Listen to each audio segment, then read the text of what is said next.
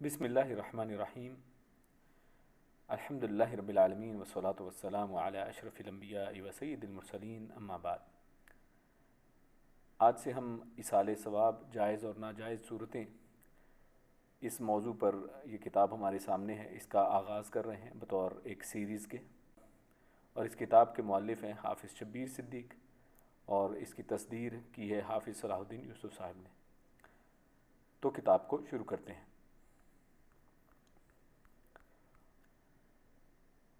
کتاب کا پہلا موضوع مؤلف نے مشرک والدین اور رشتہ داروں کے لیے ایصال ثواب کے نام سے رکھا ہے،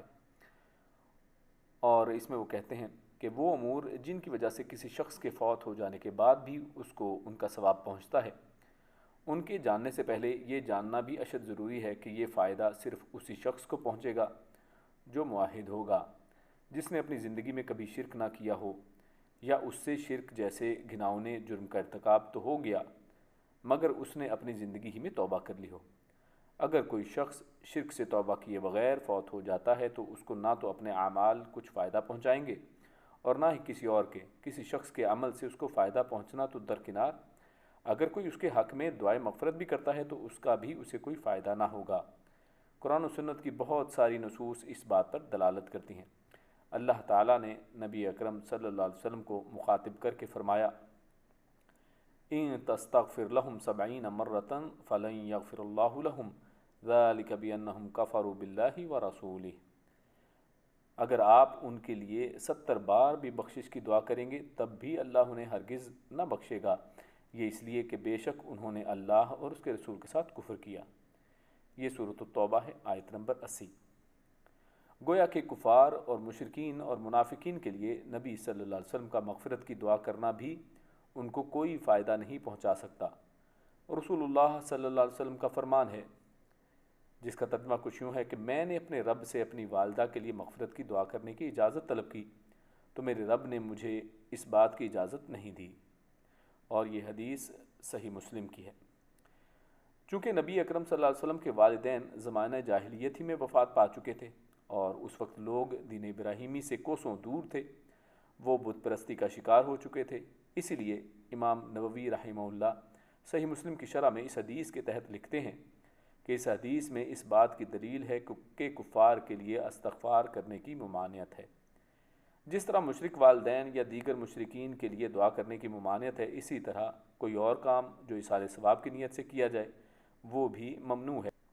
جیسا کہ سنن ابی داود میں باب ما جاء فی وصیت الحربی یسلم ولیہ ایلزمہ ان ینفذھا کے تحت حدیث ہے۔ عاص بن وائل جو کافر اور مشرک تھے، انہوں نے یہ وصیت کی کہ ان کی طرف سے 100 غلام آزاد کیے جائیں۔ ان کے ایک بیٹے ہشام نے اپنے والد کی طرف سے 50 غلام آزاد کر دی اور باقی 50 غلام ان کے دوسرے بیٹے عمرو بن عاص رضی اللہ تعالیٰ عنہ کو آزاد کرنے تھے۔ عمرو بن عاص رضی اللہ تعالیٰ عنہ نے کہا کہ میں اس وقت تک غلام آزاد نہیں کروں گا جب تک ان کے بارے میں نبی صلی اللہ علیہ وسلم سے سوال نہ کر لوں۔ جب عمرو بن عاص رضی اللہ تعالیٰ عنہ نے نبی صلی اللہ علیہ وسلم سے اس بارے میں سوال کیا کہ میں اپنے والد کی طرف سے 50 غلام آزاد کروں یا نہ کروں، تو آپ صلی اللہ علیہ وسلم نے ارشاد فرمایا، ترجمہ کچھ یوں ہے کہ اگر تمہارا باپ مسلمان ہوتا پھر تم اس کی طرف سے غلام آزاد کرتے، صدقہ کرتے یا اس کی طرف سے حج کرتے تو اس کا ثواب تمہارے باپ کو پہنچ جاتا۔ یہ سنن ابی داود کی حدیث ہے، حدیث نمبر 2883۔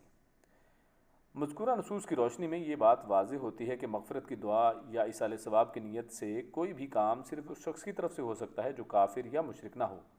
اگر کوئی شخص اپنے آپ کو مسلمان کہتا ہو مگر اس کی موت شرک پر ہوئی ہو تو اس کے لیے بھی ایصال ثواب کا کوئی کام نہیں کیا جا سکتا، واللہ اعلم۔ البتہ اس بات کی وضاحت کر دیں کہ اگر کسی شخص کے والدین اس کے بچپن ہی میں فوت ہو گئے ہوں اور اس کو صحیح علم نہ ہو کہ ان کی وفات عقیدہ توحید پر ہوئی ہے یا شرک کی حالت میں، تو ایسے شخص کے لیے یہی حکم ہے کہ وہ اپنے والدین کے بارے میں حسن ظن رکھتے ہوئے ان کی طرف سے ایصال ثواب کے کام انجام دے سکتا ہے، واللہ اعلم بالصواب۔